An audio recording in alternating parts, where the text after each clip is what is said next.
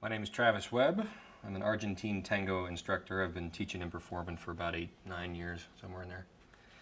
I wanted to make an instructional tape because I was noticing with a lot of the other ones that are on the market and with tango as it's taught in America in general, an inefficiency in the system.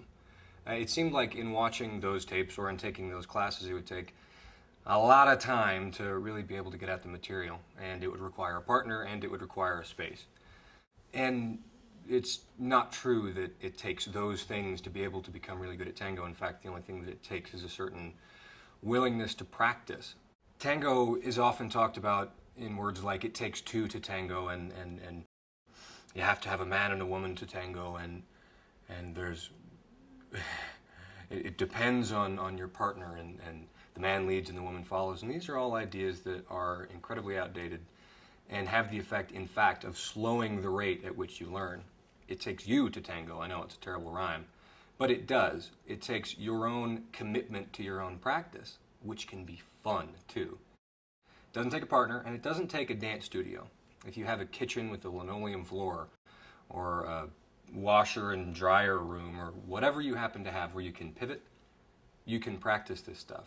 If you take between 2 and 10 minutes a day and work on some of the exercises that we're going to go over and any other ones that you can come up with, you'll be learning at an exponentially quicker rate than if you went the traditional route, which is to go to group classes and then go to private lessons and go to workshops and milongas and practicas, and all of those are good things.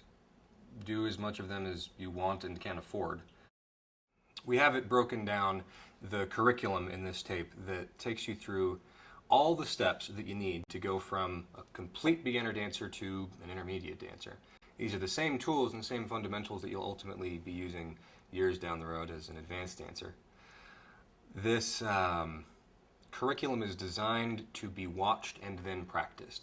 Watch a section, notice the mechanical details, and then pause it if you want and practice it, or watch it all the way through and keep coming back to it. But for your own quickest learning, take it step at a time. We've broken the tango and this immensely complicated thing that can take years to learn and all that, and put it into really simple blocks. Really simple blocks. And once you have a good sense of any one of these blocks, take it, practice it, and make it your own. Then you can use it in conjunction with the others to build yourself a tango palace. Before you can have much to offer in a partnership, you really have to have your own dance established.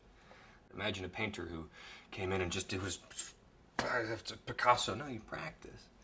You practice. It's the same with an instrument. You don't come in and play Jimi Hendrix. You work on the chords. Then you jam with people. So we develop our own dance, and then we take it into our partnership. There's a couple really distinct benefits to practicing in this way. One of them is that you're saving yourself a lot of time. The other is that you're saving yourself a huge amount of money. If you add up all the costs of all of the different tango expenses, it's a commitment. You can save yourself a lot of that money and let your social dance experience be for the fun of it. Be for exposure to new teachers and new ideas. It's really about what truth you bring to the table in tango. What does your tango look like? So let's go over some of the exercises.